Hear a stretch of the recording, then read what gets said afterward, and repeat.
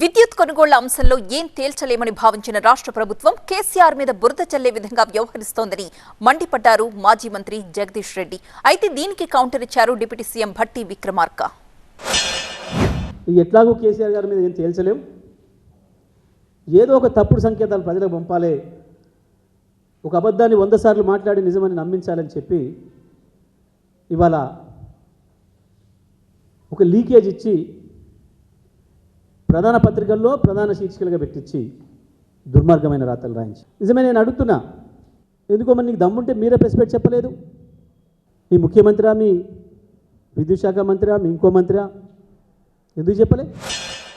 ఇదేదో కక్ష సాధింపు ధోరణితో రాజకీయ ఆలోచనతో వేసింది కదా, సభ ఆలోచనల మేరకు సాక్షాత్తు ఆయన విద్యుత్ శాఖ మంత్రిగా పనిచేసిన ఆయన ఆ పార్టీకి సంబంధించిన అడిగిన మేరకు గౌరవం చేశాము.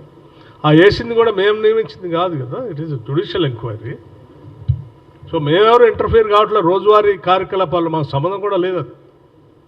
So it is a transparent judicial enquiry. One has to respect that. మీకేం వేరే ఏమన్నా సమాచారం వారు అడుగుతారు, మీరు ఇవ్వండి. దీంట్లో తప్పు పట్టాల్సిన అవసరం ఉంది, ఆయన దిగిపో అని చెప్పాల్సిన అవసరం ఉంది అంటే ఎందుకు అంత ఆందోళన చెందుతున్నారు, ఎందుకు భయపడతా ఉన్నారు?